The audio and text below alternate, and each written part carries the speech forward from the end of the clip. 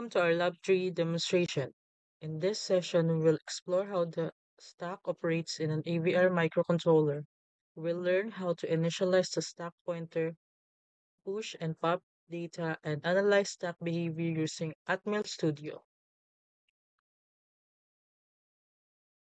Activity 1. Write and assemble a program to load values into each res- registers R20 to R24 and then push each of these registers onto the stack. Since single step the program and examine the stack and the SP register after the execution of each instruction. Let's proceed to the Atmel Studio 7. Let's start a new project. Name it Activity 1.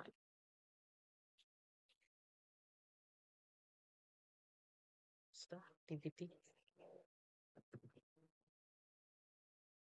Okay. Then choose at Mega 2 AP. Press OK.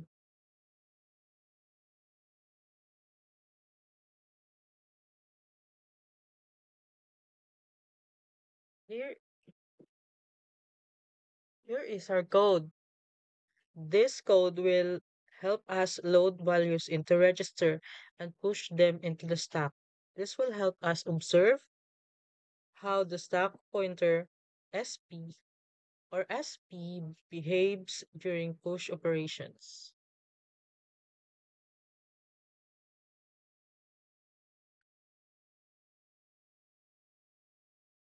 Let's go debug and start debugging and break. There were no.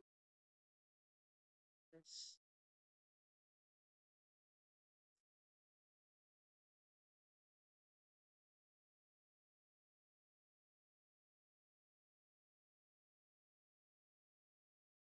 and then we choose select I will choose debugger and then start debugging and break.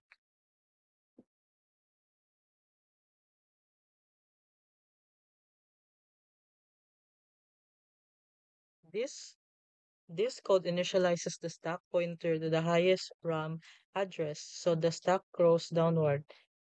Next, we load the values into register and push them onto the stack.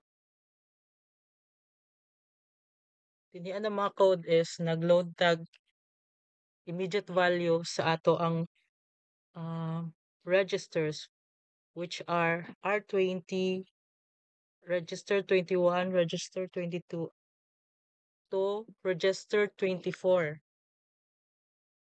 O kaning mga value din niya is ma, mao atong mga value. And then kaning na din niya is din na part sa atong assembly code is nag-execute na ta og push na dinian na code is we push R20 on the stack dinia kay same ra gyapon sa atong gibuhatin sa first i-push nato ang R21 onto the stack and then successively padong dinhi sa push R20 padong dinhi sa last na kuan ang purpose ani is gi-push nato ang R24 on the stack.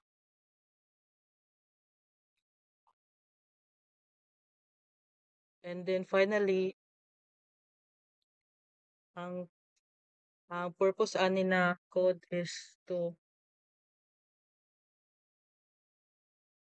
for infinite loop to prevent further execution.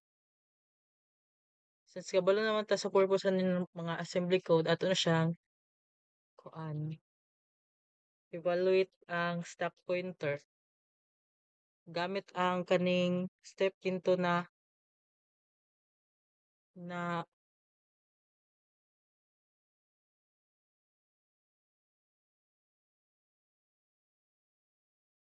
step into ron sa continuing.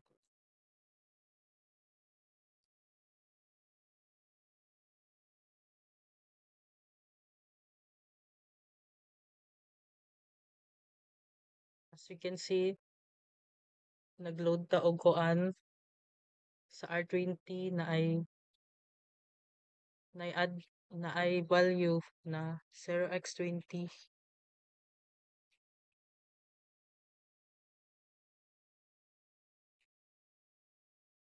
Same po din sa R20 R21 until sa R24.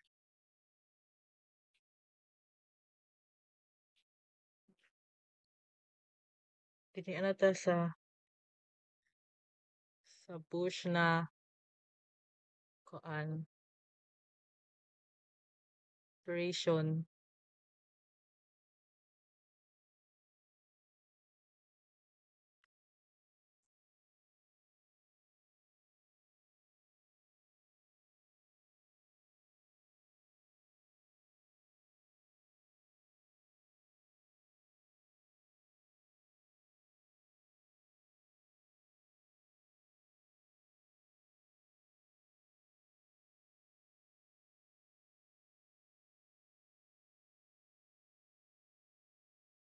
Ang pinaka-highlight ang pinaka-highlight ani na lab activity is for us to evaluate or observe sa atong stock pointer o ni siya.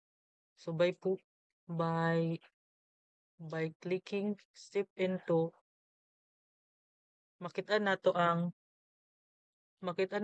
changes sa atong stock pointer. Usually pag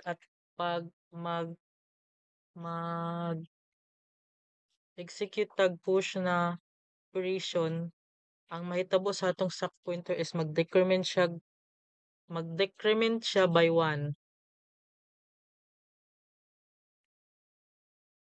Click step into na sad. Makita nato na ang stock pointer is nag-decrement siya by 1 from 0.08 FE nahimo siya 0.08 FD. Same in sa ato ang R23.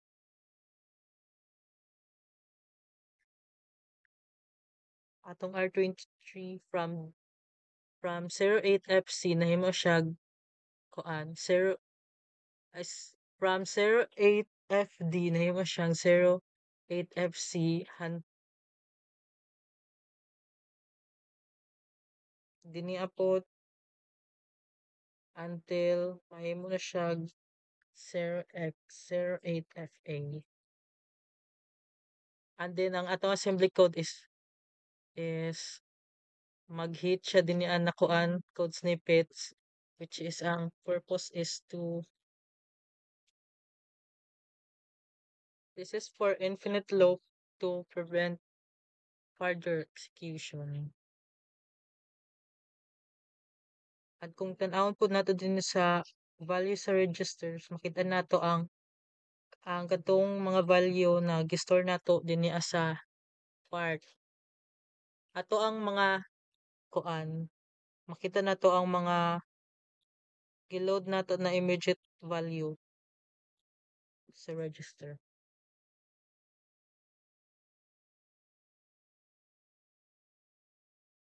Let's proceed to activity 2. Write and assemble a program to set SP equals to 297 and then put a different value in each RAM locations. Mao na yung mga locations. And then sunod is to pop each stock location into register R22, R24. Use the Use the simulator sa single step and examine the registers, stack and the stack pointer. Let's proceed sa ato ang atmel seed.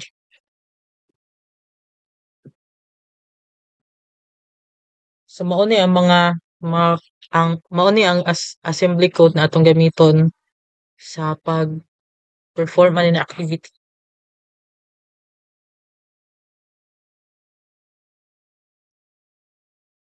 In this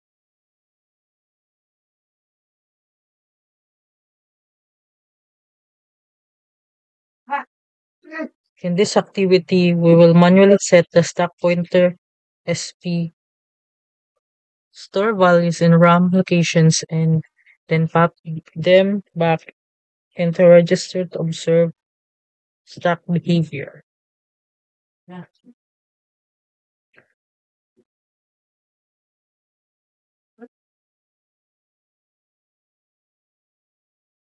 Dini ana sa na dini sa gi-highlight na assembly code is first set SP to address 0x297 and then sunod is gi-store siya and then store high byte of SP. Sunod is we load low byte of 0x297 into register 20 and store low byte of SP.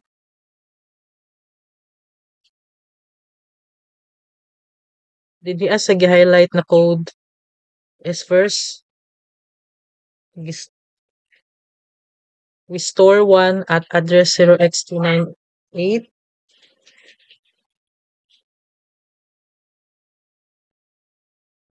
ay isa lang.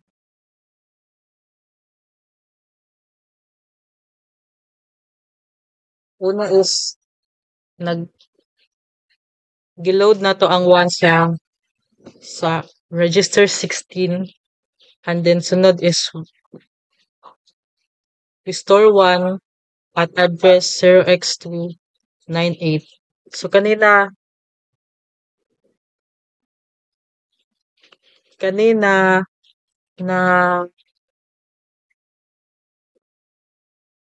na process is gibuhat nato successively dinhi sa mga sunod na kuan code until dinhi sa LDI dinhi is nag similar sa una nato gibuhat nagload giload nato ang 6R16 and then gi-store nato ang 6 at address 0x29D.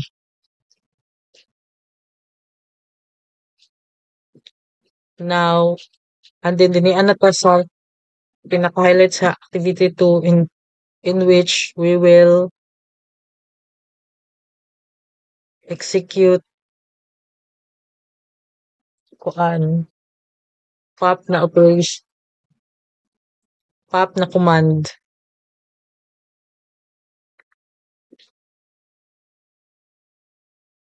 To summarize ang ang mga values kay gi in summary, the values are manually placed in stack memory. And then sunod is ang purpose aning mga code niya is to pop them back into register and observe the changes in the SP register. Now let's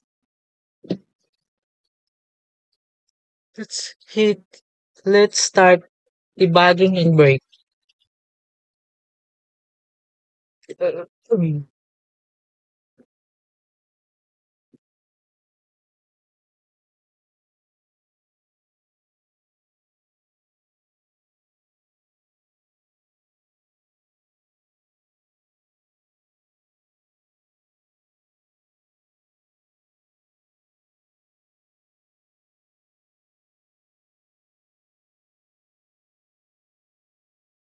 Same as sa atong sa activity 1 ang pinaka main na purpose sa activity 2 is to observe the SP register kung sa mga changes o kung unsa ang kung unsa ang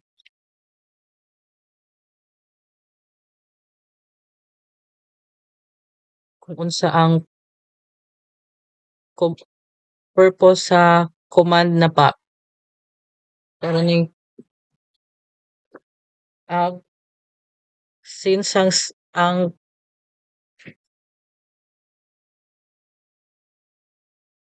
since ang stack pointer nato is nag nag-start siya on 0x0298 pag-pop sa R20 ang atoan ng ang atong stock pointer is 0x0298 sunod is i-pop nato ang R21 so nag-increment siya og 1 atoan ng stock pointer is 0x ang as we can see ang stock pointer nato is nag-display siya 0x0299 is nag-increment na siya 1 nag 0x029A and then nag-increment 0x029B and then lastly nag-increment na siya nag 0x029.